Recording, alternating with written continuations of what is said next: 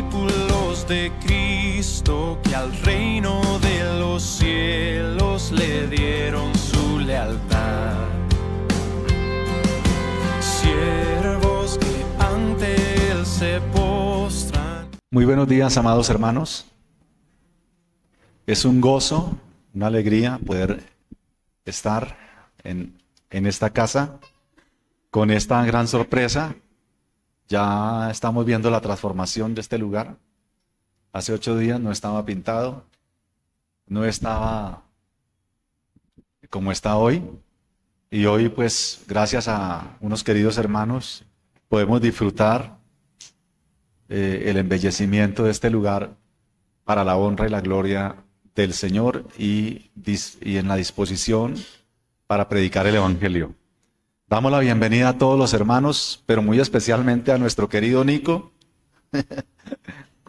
a nuestra querida hermana y a nuestro querido, ¿cómo es el nombre? Elian. Bien, hermanos, estamos gozosos de tenerlos.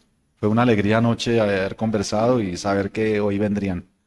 Bienvenidos, hermanos, y bienvenidos todos a este lugar que el Señor nos ha concedido.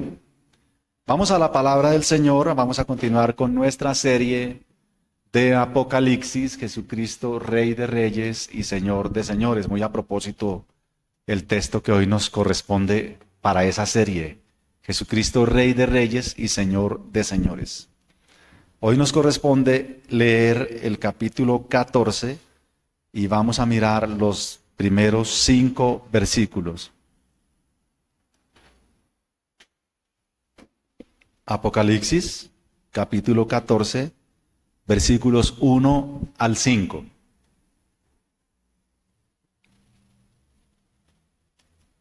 Dice la bendita palabra del Señor: Después miré, y he aquí el Cordero estaba en pie sobre el monte de Sión, y con él 144,000 que tenían el nombre de él y el de su Padre escrito en la frente.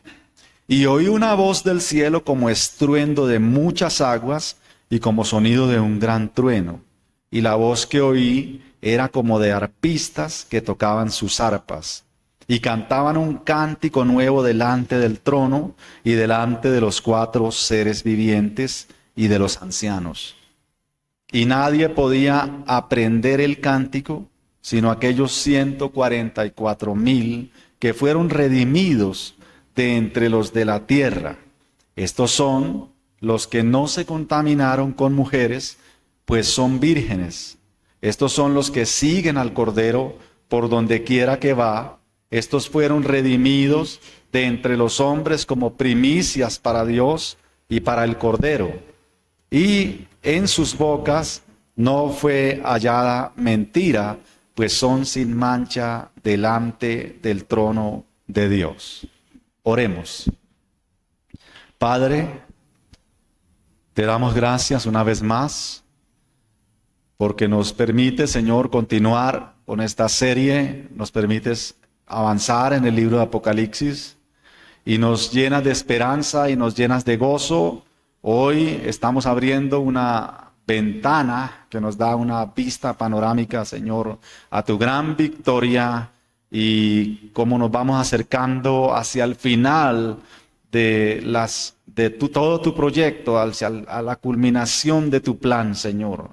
Gracias porque cada vez que leemos Apocalipsis nuestras vidas se llenan de gozo, de esperanza, de consuelo y de alegría al saber que pronto todo habrá terminado y que tu victoria es grande y que nosotros, la iglesia, estaremos contigo adorándote y cantando acerca de tu victoria y acerca de tus justos juicios.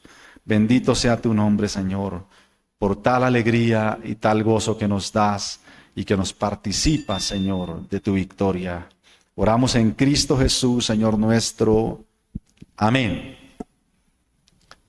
Amados hermanos, es necesario, por razón de que pasó un lapso de tiempo o un domingo intermedio en que hicimos una interrupción de la serie Apocalipsis para tocar un tema que en ese momento era necesario hacerlo y que hoy estamos viendo los frutos de ese tema del servicio. Estuvimos analizando el domingo pasado un texto precioso allá en la carta a los Filipenses, donde nos hicimos un llamado todos, o el Señor desde ese texto nos hacía un llamado al servicio en su cuerpo, en su obra, y al servicio a Cristo y al servicio a los hermanos. Hoy continuamos entonces, pero se hace necesario hacer un pequeño resumen para tener recordación y también para darle contexto a nuestro texto. Hoy veremos como título al verdadero Cordero y sus redimidos adorando. El verdadero Cordero y sus redimidos adorándole. Amados hermanos, en el capítulo 12 tenemos una vista panorámica donde se muestra la expulsión de Satanás del cielo y por consiguiente el final de su disposición como acusador de los cristianos. Este hecho, por supuesto, es motivo de alegría en el cielo, pero a la vez es causa de dolor en los moradores de la tierra, ya que este dragón que ha sido expulsado del cielo y literalmente lanzado a la tierra, está muy airado, de manera que quiere vengarse. Y como ya no puede hacer nada contra los que moran en el cielo, pues su labor allí era acusarlos, entonces se dedica a insultarlos. Pero en la tierra sí puede atacar a los cristianos. Así que en el capítulo 12 tenemos una gran señal. Hay una mujer embarazada, la cual da a luz a un hijo varón. Y hay un dragón que está al acecho de ese nacimiento para devorar al niño. Pero no logra su propósito, pues el niño es arrebatado para Dios y su trono, de manera que el dragón se va contra la mujer. Pero tampoco logra hacerle daño, pues ella es llevada en alas de águila hacia el desierto, donde es sustentada por Dios. Luego vemos dos batallas. Una tiene lugar en el cielo. Allí el diablo y sus demonios pelean contra Miguel y contra sus ángeles. Satanás es vencido y es expulsado del cielo con todos sus secuaces. De manera que hay otra batalla en la tierra. Satanás con gran ira la emprende contra la iglesia de Cristo. Como no puede tampoco vencerla y sabe que le queda poco tiempo, desesperadamente va contra la descendencia de la mujer, es decir, contra los últimos cristianos o los cristianos del último tiempo. Y así termina el capítulo 12. Ahora, hermanos, el capítulo 13 es el desarrollo o la vista con más detalle de esta última parte del capítulo 12. Como Satanás ha sido arrojado a la tierra y sabe que le queda poco tiempo, la idea es hacer el mayor daño posible. Así que rápidamente traza un plan de acción que consiste en depositar toda su rabia y su odio y su poder en dos bestias, que son las figuras del capítulo 13. En la primera parte del capítulo 13 tenemos a la primera bestia que sale del mar. El dragón estaba furioso por su fracaso de no haber podido matar al niño que le nació a la mujer, y tampoco pudo acabar con la mujer, y tampoco había podido destruir a su descendencia. Así que su rabia y frustración están al límite, y además ya no puede acusar a los santos, pues él ha sido expulsado del cielo. Entonces él está muy rabioso, muy enojado. Así que el malvado dragón sabe bien que pronto será su fin, pero aún así no se detiene en sus propósitos de derrocar a Dios. La idea que tiene es ser adorado, ser Dios, y por un precario tiempo parece triunfar. Hay un espacio de tiempo en que la gente le rinde pleitesía, lo adora. Lo adoran todos los que no se hallaron escritos en el libro de la vida. Se rinden a la seducción del dragón. Para lograr su objetivo, el dragón usará dos bestias. Una que sale del mar, es decir, sale de la muchedumbre de los pueblos gentiles, Esta bestia es la que ha sido identificada como el anticristo, que claramente es una persona. Juan en sus cartas ya nos ha hablado de muchos anticristos, pero este es el anticristo, es decir, no cualquier anticristo, sino el anticristo que encarna toda la maldad satánica. La segunda bestia sale de la tierra, es decir, es un hombre que surge de la gente ordinaria, quizá de la tierra de Israel. Como ya les había dicho, hay quienes sugieren que la primera bestia que sale del mar es un individuo que sale de las naciones gentiles. Y la segunda bestia que sale de la tierra es un individuo que sale de la tierra de Israel. Es decir, es un judío que pretenderá ser Elías, el profeta que hace descender fuego del cielo y que supuestamente se está cumpliendo la profecía de que Elías vendría antes del Mesías o que iba a anteceder al Mesías. Nosotros sabemos, hermanos, por las Escrituras, que el espíritu de Elías ya vino y que fue precisamente en Juan el Bautista o en la persona de Juan el Bautista. Eso por el mismo testimonio de Cristo. Cristo es el que testifica que el espíritu de Elías ya vino y refiriéndose, dice el escritor bíblico, a Juan el Bautista. Juan el Bautista es el que prepara el camino del inicio del ministerio de Cristo. De manera que así como el verdadero profeta allanó el camino para la llegada del verdadero Mesías,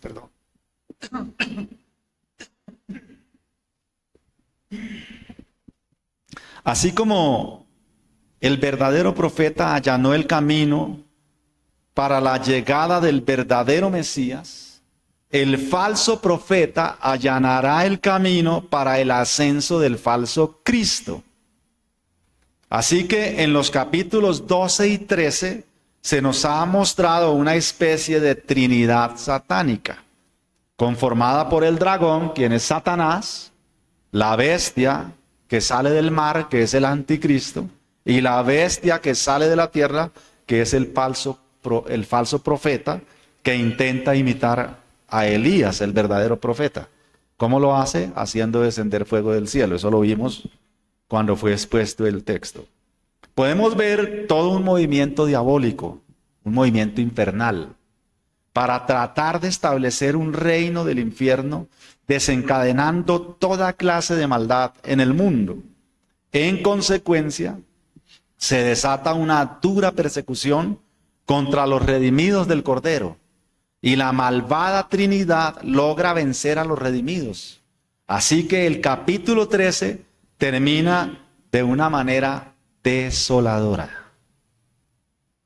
Como que no hay esperanza ahí. Ahora bien, hemos dicho constantemente que Apocalipsis es un libro de esperanza para todos los creyentes. De modo que el capítulo 14 es la rápida respuesta del santo Dios a Satanás y a su reino de maldad. En realidad, el capítulo 14 es una vista panorámica del fin y que luego en los próximos capítulos, poco a poco, se va revelando con más detalle esta panorámica. De entrada, vemos al Señor aparecer de pie como vencedor sobre el monte Sión. Lo acompañan los redimidos, los que no se rindieron a las pretensiones de la bestia, sino que permanecieron fieles. Ellos le cantan una canción nueva al Cordero Santo. Aunque han sufrido mucho, ya ha terminado el tiempo del dolor y ahora se suman al coro celestial para celebrar la victoria del Cordero. Hay una alegre celebración por la inminente culminación del proyecto de Dios en esta tierra. Es por eso, hermanos, que titulé este sermón El verdadero Cordero y sus redimidos adorándole. Permítanme, amados hermanos, profundizar un poco más en el texto Y quizá podemos mirar este texto con dos elementos o con dos puntos. El primer punto, pues el verdadero Cordero, que se presenta de entrada en nuestro texto. Así lo leemos en el versículo 1. Después miré y he aquí el Cordero estaba en pie en el monte Sión y con él 144,000 que tenían el nombre de él y el de su padre escrito en la frente. De hecho, amados hermanos, en nuestro texto aparece la palabra Cordero 4 veces, pero refiriéndose al Cordero aparece el artículo él 4 veces. Es decir, el Cordero aparece 8 veces en nuestro texto. Y el Padre aparece 2 veces la palabra Padre y 2 veces la palabra Padre y 2 veces la palabra Dios. Es decir, el Padre aparece 4 veces en nuestro texto. Es decir, nuestro texto es eminentemente cristológico y eminentemente teológico. Dios es exaltado en nuestro texto. Dios es el centro de nuestro texto. El segundo punto que podemos ver en nuestro texto es los redimidos adorando, que lo podemos ver en los versículos 2 hacia el final, como lo leemos. Y oí una voz del cielo como estruendo de muchas aguas y como sonido de un gran trueno, y la voz que oí era como de arpistas que tocaban sus arpas y cantaban un cántico nuevo delante del trono y delante de los 4 seres vivientes y de los ancianos. Y nadie podía aprender el cántico sino aquellos 144,000 que fueron redimidos de entre los de la tierra.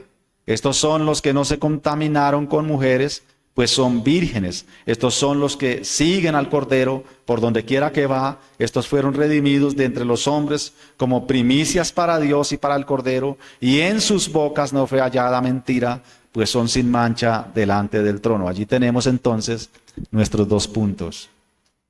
El verdadero Cordero. Vamos a mirar, hermanos amados, con más detalle este punto.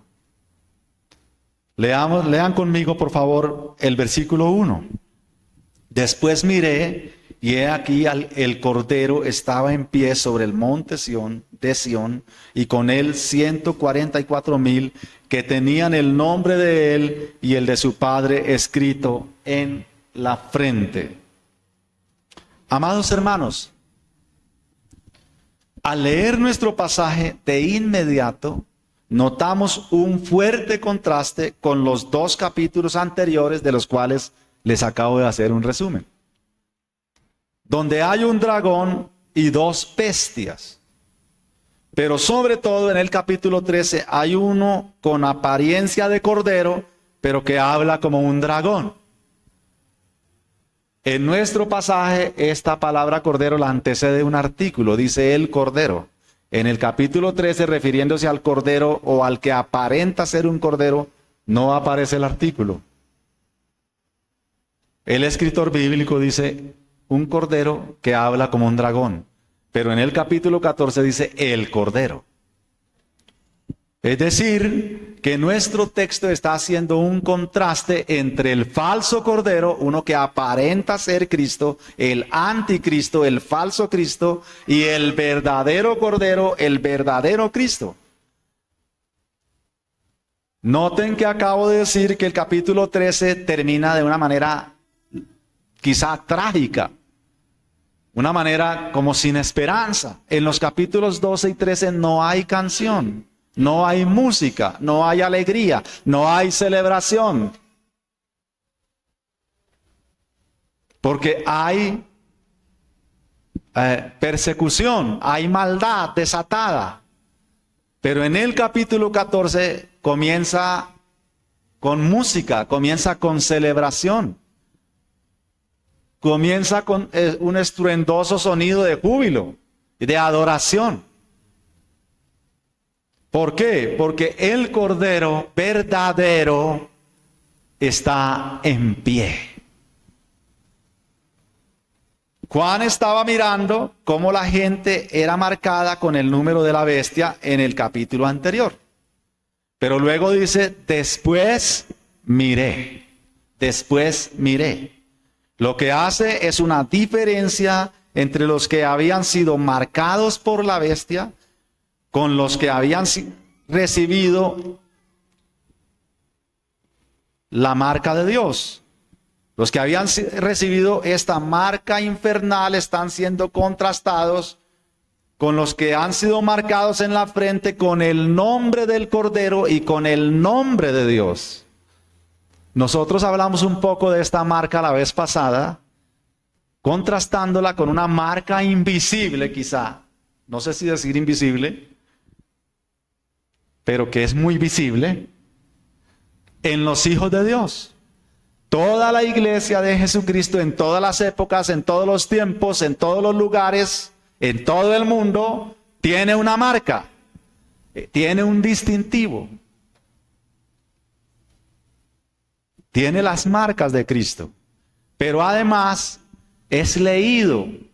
No es una marca escondida, no es un tatuaje que se deba tapar, sino que el texto dice en sus frentes. Es decir, es algo que es invisible, pero que a la vez se puede ver. Es algo paradójico, ¿no? Y lo contrastamos con una marca del maligno, que quizás es una marca también invisible. Es un asunto, habíamos concluido la vez pasada, de fe. ¿Los marca qué? La fe. Unos con fe y otros apostatando de la fe o negando la fe o no teniendo fe. La salvación que se pierde en Edén por no creerle a Dios, por falta de fe, tiene que ser recuperada o tiene que ser administrada por fe. Es decir, que a Dios le plujo, le plació, así lo quiso, esa es su voluntad, que la salvación sea por fe. Puesto que en Edén no le creyeron, no creyeron en Dios. Entonces ahora se salva la persona creyendo en Dios. Es decir, hay un contraste, hay una fuerza contraria, digámoslo así. Ahora bien, Juan nos dice que él vio al Cordero de pie, pero recordemos cómo lo había visto antes. Vámonos a leer, por favor, Apocalipsis 5, versículo 6. Y miré y vi que en medio del trono y de los 4 seres vivientes y en medio de los ancianos estaba en pie un cordero como inmolado, que tenía 7 cuernos y 7 ojos, los cuales son los 7 espíritus de Dios enviados por toda la tierra. De manera, hermanos, que este cordero que estaba como inmolado, en realidad está vivo y está de pie. Está vivo y está de pie. La palabra inmolado hace referencia a muerte, hace referencia a sacrificio, hace referencia a ser quemado en un altar, ser sacrificado en un altar. Este cordero que fue como inmolado, Juan, de todos modos, en el capítulo 5 lo ve de pie. Pero en el capítulo 14 lo ve de pie sobre el monte Sión. Este monte Sión, hermanos, recordemos, amados hermanos, que cuando el rey David vence a los jebuseos, toma el monte donde estaba la fortaleza de Sión. Jerusalén o Jebús es Jerusalén. Entonces, David conquista a los jebuseos y él toma un monte que se llama así, monte de Sión, donde estaba la fortaleza de Sión, y que luego es conocida como la ciudad de David. Allí se establece la residencia real y años más tarde Salomón, el hijo de David, construye junto a la casa o a la residencia real el templo. Ahí, en el monte Sión.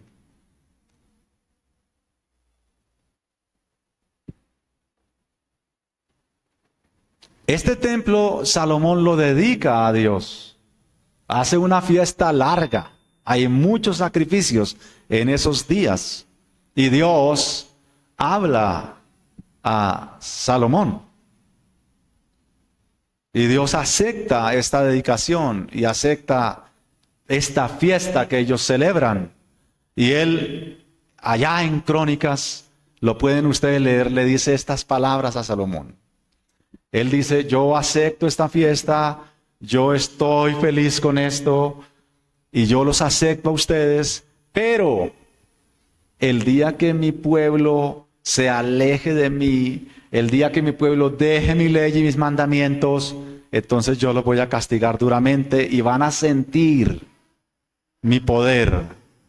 Pero cuando ellos estén en ese castigo, cuando ellos estén en esa humillación y en esa esclavitud, porque pueblos vendrían a invadirlos y a esclavizarlos y a llevarlos cautivos, el Señor le dice a Salomón estas palabras: si se humillare mi pueblo, sobre el cual mi nombre es invocado, y oraren, y clamaren, y buscaren mi rostro, y se convirtieren de sus malos caminos, entonces yo oiré desde los cielos, y perdonaré sus pecados, y sanaré su tierra.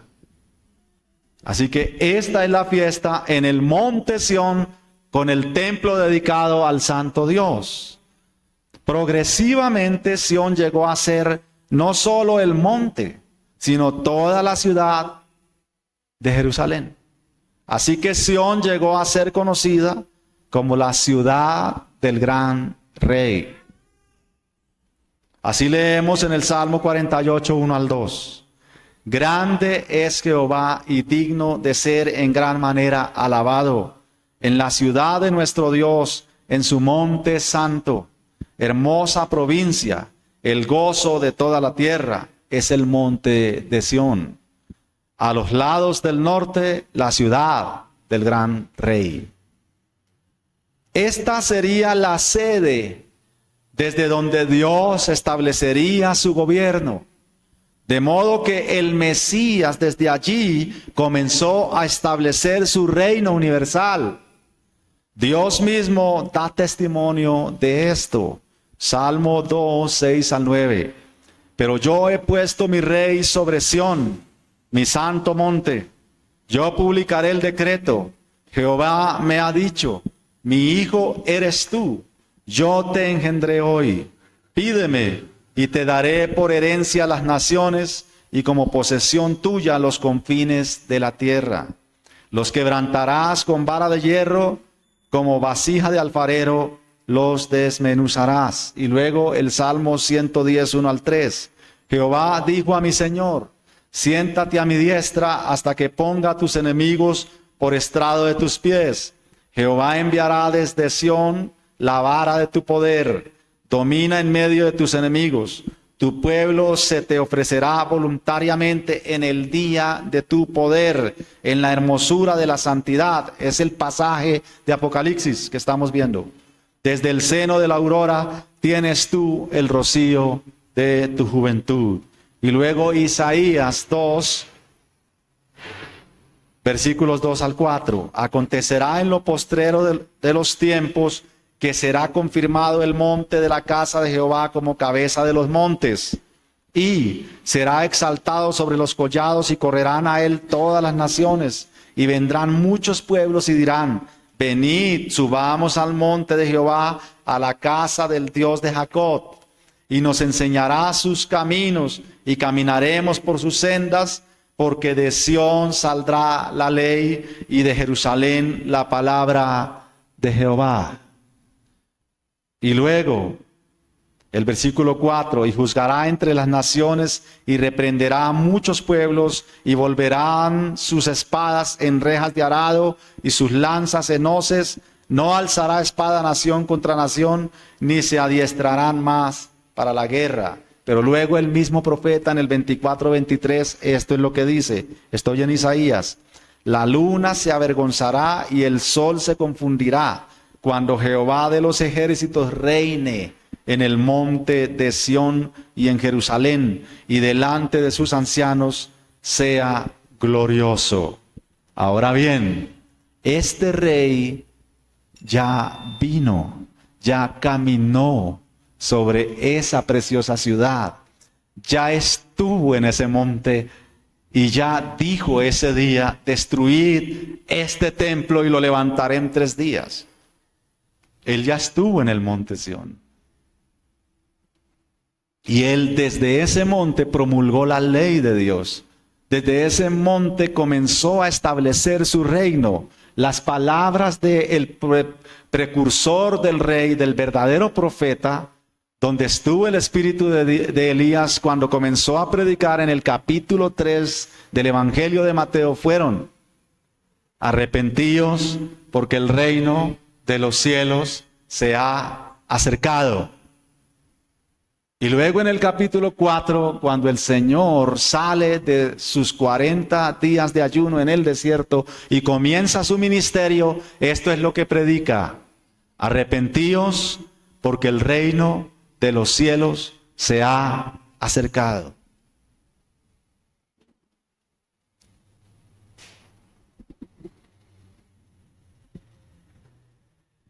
De manera que por fin en nuestro pasaje nos encontramos ante este momento esperado. Estoy en el Apocalipsis capítulo 14.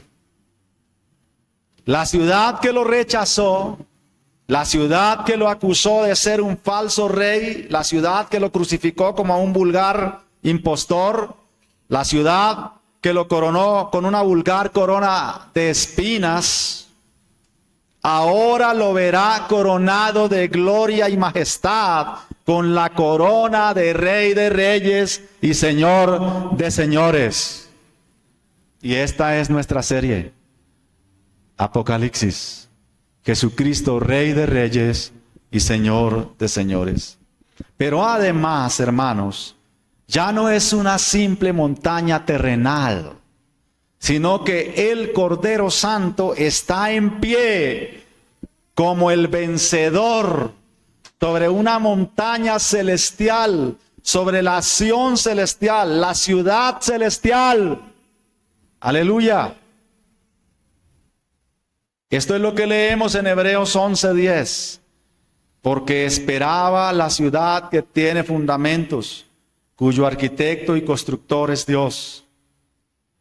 Y luego el 11:16. Pero anhelaban una mejor, una ciudad mejor. Esto es celestial, por lo cual Dios no se avergüenza de llamarse Dios de ellos, porque les ha preparado una ciudad. Y luego Hebreos 12:22 al 24.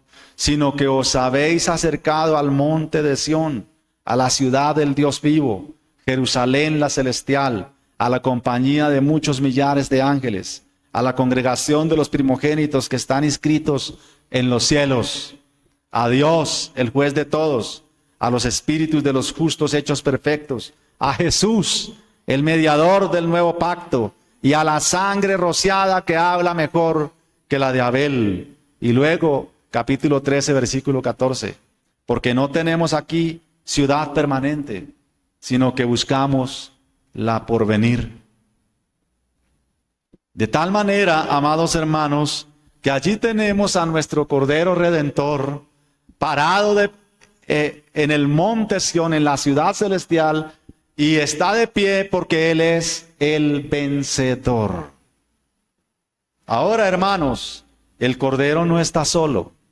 Él está parado en el monte Sión, pero hay alguien con Él. Hay una multitud que le está cantando. Con Él están los redimidos que le adoran permanentemente.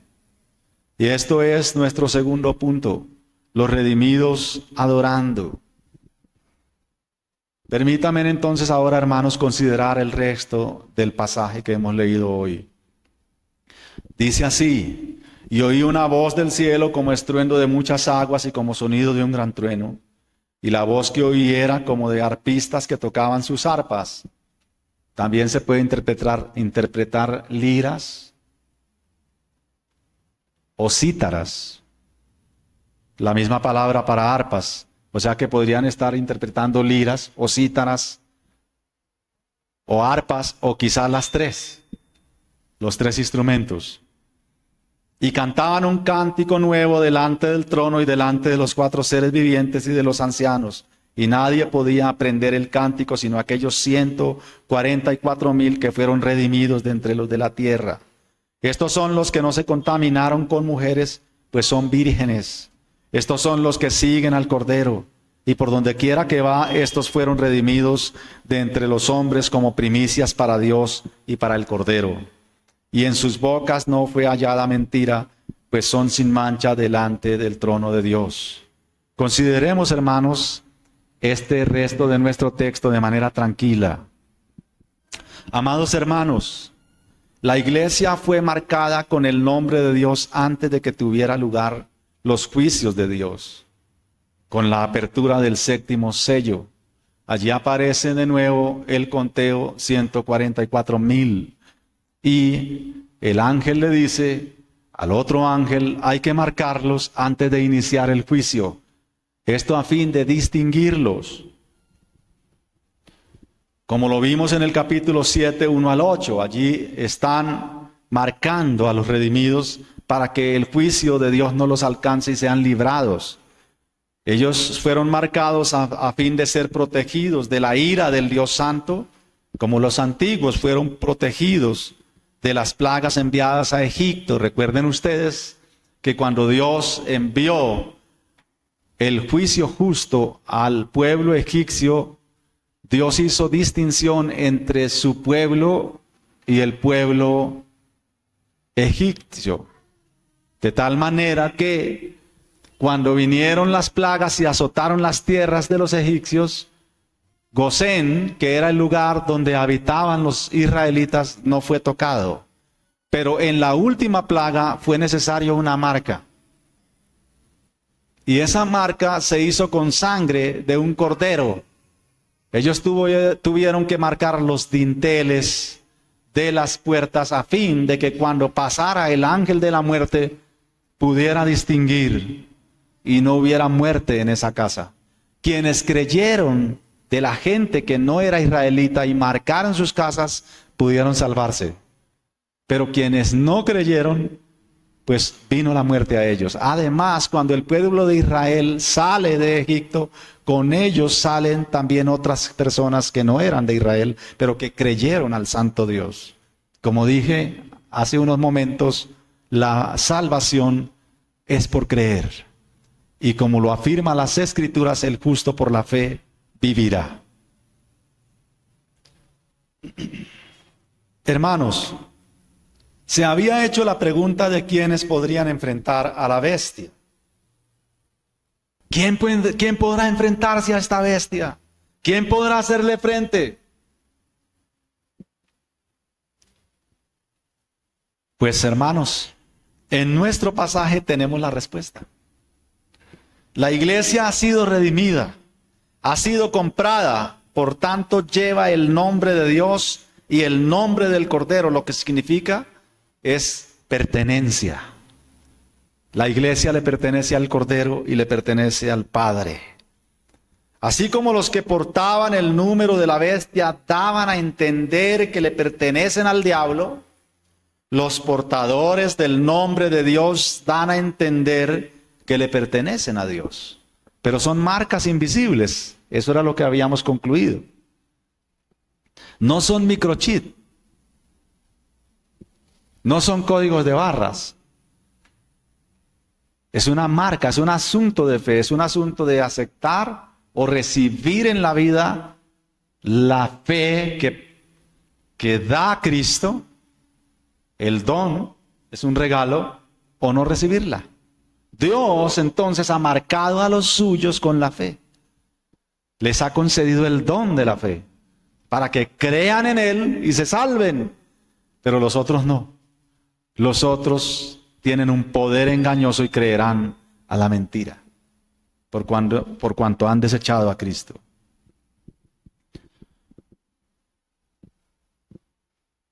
Ahora bien, hermanos, los mismos que fueron sellados por Dios antes de que la bestia entrara en acción, son los mismos que ahora están triunfantes en el monte Sión adorando al Cordero. Es decir, que ni uno solo se perdió. Es el mismo número. Ni uno solo claudicó en la tribulación. Ni uno solo cedió a los chantajes, a las seducciones o a la violencia de la bestia. Los mismos 144,000 llegaron. No se perdió ni uno. El número seguía siendo el mismo, como lo dice el Señor en su oración sacerdotal. Escuchen lo que el Señor oró. Juan 17:12. Cuando estaba con ellos en el mundo, yo los guardaba en tu nombre. A los que me diste, yo los guardé, y ninguno de ellos se perdió, sino el hijo de perdición, para que la escritura se cumpliese. Es decir, Judas nunca estuvo sumado. Y este mismo que escribe Apocalipsis, escribe, salieron de nosotros, pero nunca fueron de nosotros. Nunca se habían contado en ese número. Nunca habían recibido la marca de Dios. Nunca fueron de Dios. Nunca fueron salvos. Ahora, hermanos, el número 12 tiene un significado de totalidad. Significa la totalidad, total. Pero repetida 12 veces, es decir, el número 12 se repite 12 veces, se multiplica. Es decir, es la totalidad del pueblo de Dios. El pasaje nos está mostrando que está la totalidad del pueblo de Dios adorándole. Que ninguno se perdió y que todos han sido recogidos y han sido salvados. Mientras Él está de pie victorioso, el Cordero, todo su pueblo, absolutamente todo su pueblo, ninguno se perdió. Todos han sido salvados y están adorándole. Y nosotros podemos leer en el pasaje 144,000, no 144. Es decir, se le agrega la palabra 1000, que sale del número 10, multiplicado por 3. Esto significa que es perfecto. Significa que no hay nada que añadirle. Es la perfección triplicada. Es decir, la iglesia está completa en Cristo. No falta ninguno. A los que me diste, ninguno se perdió. Yo los salvé a todos, yo los guardé a todos. Y cuando Cristo ora, en el capítulo 17 de Juan, ora en futuro. ¿No han notado? Que Él está orando, pero Él no dice, Él dice a los que me diste hacia atrás y hacia adelante. Todos los del Antiguo Testamento y todos los del Nuevo Testamento. ¿Sí notan? Ninguno se perdió. Solo el hijo de perdición, para que la escritura se cumpliese. Él no estaba sumado. Pero la iglesia, hermanos, es una iglesia triunfante, es una iglesia segura. Leyendo sobre este texto y, leyendo conceptos, encontraba que muchos se preocupan mucho por el 666. ¿Se han notado? Hay mucha especulación, muchos estudios, muchos escritos, muchos comentarios, muchas cosas sobre el 666, pero poco sobre los 144,000. ¿No han notado? Que para los 144,000 no hay microchip, no hay vacunas, no hay domingos, no hay nada. Pero Apocalipsis, amados hermanos, es un libro de esperanza. ¿Me entienden? O sea, mientras muchos están angustiados con el 666, nosotros debemos mirar el capítulo 14, porque muchos se quedaron en el 12 y sobre todo en el 13. Pero el 14, ¿qué es? Comienza con una nota de victoria. Apocalipsis se trata de que el Cordero vence al dragón. Se trata de la victoria de Cristo y la victoria de la iglesia, hermanos. Eso es Apocalipsis. Entonces hay quienes puedan llegar a decir que no lo leen porque les da miedo, les da terror. Pero ¿cómo puede ser que un libro escrito para dar esperanza, consuelo y fe a la iglesia produzca terror y miedo? ¿No será que lo estamos leyendo mal? Porque Apocalipsis es escrito para darnos esperanza. Y el capítulo 14 es prácticamente nos muestra el final resumido y luego vamos a comenzar a tener los detalles, como es el estilo de Juan escribiendo Apocalipsis. Nos habla de una cosa, nos abre los detalles. Nos habla de una cosa, nos abre los detalles. Y aquí nos va a abrir hacia el final los detalles. Primero nos muestra el panorámico y luego nos da los detalles. Aquí nos está mostrando que Cristo venció, que el Cordero está de pie en su santa ciudad y está siendo adorado por la totalidad de su pueblo, que Él redimió, que Él salvó.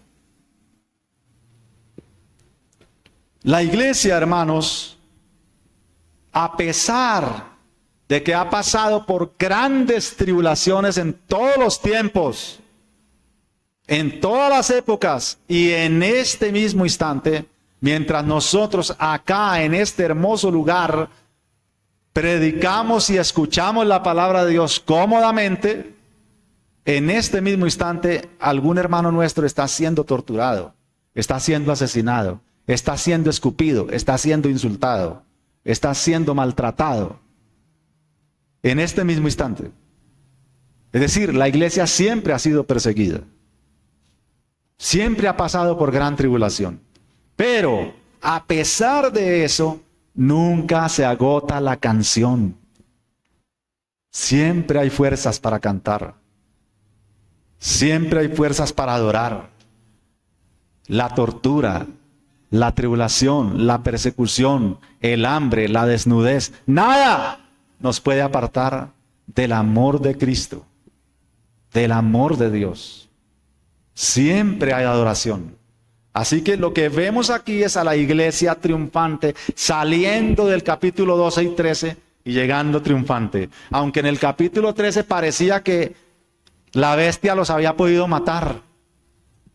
Como que los mató, ¿no? Como que los acabó y como que triunfó. Pero dice Pablo, para mí el morir es Cristo. El vivir es Cristo y el morir me es ganancia. El morir me es ganancia. Y en Filipenses, este mismo Pablo tiene un gran dilema.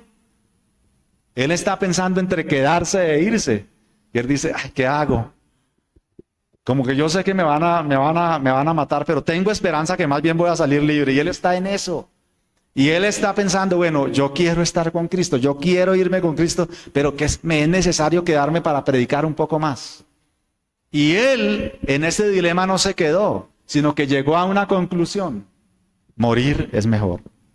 Estar con Cristo es lo mejor. Esa es la conclusión. De tal manera que esta bestia que pensaba que estaba triunfando sobre la iglesia, le estaba entregando su mayor victoria. Pues para nosotros el morir nos es ganancia. Y este que escribió eso también escribió que nada nos podía separar del amor de Dios y entre esas cosas la muerte. Ni la muerte, ni la vida, ni lo alto, ni lo profundo, ni ninguna cosa creada, ni demonios nos pueden separar del amor de Dios que es en Cristo Jesús, Señor nuestro. Esta es la victoria de la iglesia, hermanos. Ahora ellos están cantando un coro nuevo, una canción nueva con una voz muy fuerte, una voz cortinada y muy potente, pero a la vez suave y melodiosa. O sea, ¿cómo es eso? La voz es suave y hay arpas y hay música de fondo y ellos están entonando una canción que suena como el estruendo de muchas aguas, o sea, como la voz de mucho pueblo.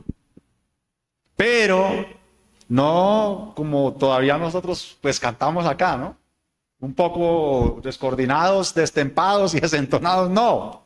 Sino que allá, bien coordinados, bien a tiempo y bien entonados y sobre todo bien afinados, que en la música, aquí está una persona que sabe música y sabe bien que lo más difícil de la música es la afinación, en el canto, ¿no? Quizá uno llega a entonar, pero afinar es muy complejo. Pero allá estaremos que bien afinados. Y esas liras. Y al unísono esa voz suena como un trueno, como el estruendo de muchas aguas. ¿Cuántos han estado en el Salto del Tequendama? ¿Cuántos han podido ir a Iguazú? ¿Alguien ha estado en Iguazú? ¿Aquí en Brasil? Bueno, entonces, aunque sea aquí en el Salto del Tequendama, ¿cuántos han ido? ¿Y han escuchado esa cascada? ¿Se han dedicado a escuchar cómo suena eso? El estruendo de muchas aguas. Un sonido ensordecedor, pero afinado, pero agradable. O sea, un sonido que tapa los demás sonidos. Esto es lo que escuchó Juan. Y ese es el sentido de lo que él escribe. Juan escribe vívidamente.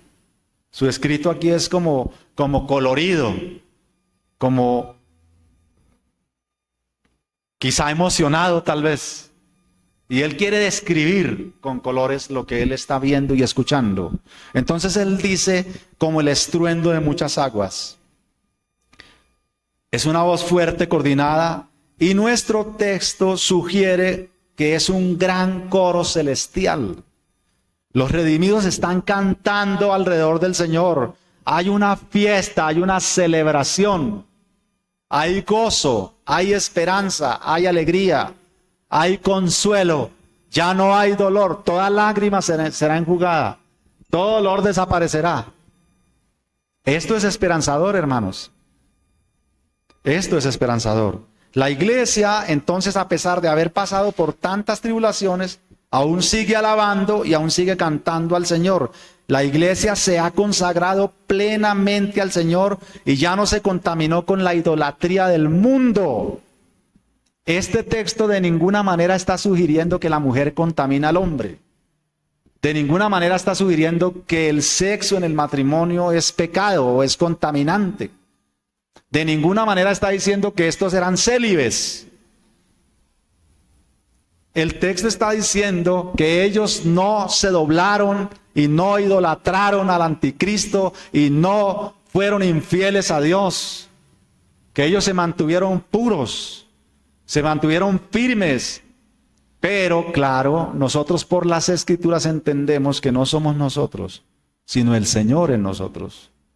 Que el que persevera es Cristo en el creyente. ¿Se está entendiendo, amados? De tal manera que nuestro texto dice, estos son los que no se contaminaron con mujeres, pues son vírgenes. Estos son los que siguen al Cordero.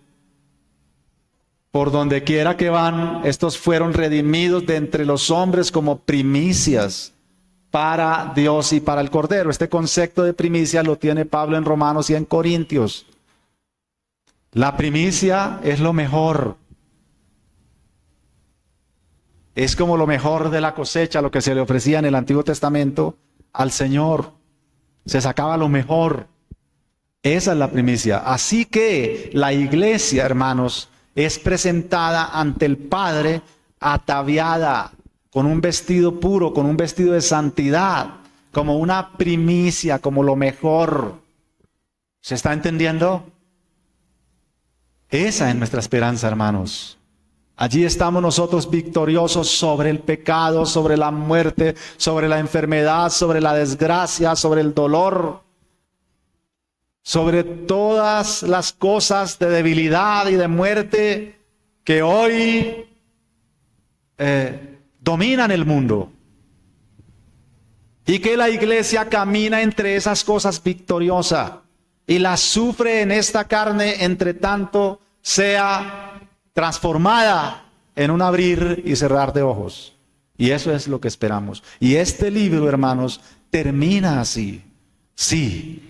Ven, Señor Jesús. Amén. Termina con esa palabra griega. Amén. Significa así es, así sea. Es una afirmación el amén. Y la iglesia termina orando. Claro, los hermanos del primer siglo al leer esto, siendo perseguidos, porque ellos estaban en una situación crítica, y leen esto, ¿cómo oran ellos? Sí, ven, Señor, pero rápido, ¿sí?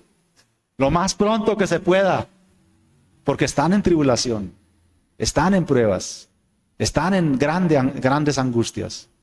Y ellos dicen, sí, ven, ven, Señor. Hermanos, esta es la esperanza que Juan esgrime en este texto. Y ellos son las primicias para Dios y para el Cordero. Permítanme terminar mirando esa última línea. Ellos son lo mejor para Dios y para el Cordero. Amados hermanos, yo les repito esto. Cristo nos ha rescatado de las profundas tinieblas. Nosotros éramos el peor de los pueblos, la peor de las gentes, lo más débil, lo que no es. Dios escogió de lo más bajo a fin de que su gloria sea engrandecida, pero también porque cuando tú coges algo muy sucio, como posiblemente estaba este salón, hoy ha sido embellecido y se nota la diferencia. ¿Se entiende? Dios escoge de lo más sucio y lo viste con un manto y un vestido de santidad brillante, de tal manera que la diferencia es enorme. Se realza la salvación, se realza la obra de Cristo en el creyente. Es por eso que la iglesia va a ser presentada con un vestido magnífico, un vestido emblanquecido, limpio, resplandeciente, de tal manera que lo que se va a realzar allí es la obra de Cristo. Y Cristo va a ser grandemente exaltado y glorificado al presentarse para sí una iglesia sin mancha, una iglesia limpia, y al presentarse la justa ante el Padre Celestial. Allí está el Padre, allí está el Cordero. Bendito sea su nombre. Amada iglesia, gracia y paz de Dios. Oremos. Padre, gracias por tu misericordia. Gracias por presentarnos, Señor, tu salvación, tu poder, tu obra magnífica, y poderte ver en este texto como triunfante, victorioso, y que no hay que temer porque tú tienes dominado al dragón, tienes dominado a las dos bestias, tienes el dominio de todo, Señor. Tú dominas sobre todas las cosas, tienes el perfecto y absoluto control de todo, y te presentarás a ti mismo y al Padre, a la iglesia completa, perfectamente redimida y perfectamente santificada. Bendito sea tu nombre. Esa es nuestra esperanza, Señor. De tal manera que te rogamos como los hermanos del primer siglo. Ven, Señor. Apresúrate a socorrernos. Redímenos para tu gloria, Señor. En Cristo Jesús oramos a ti, Padre. Amén y amén.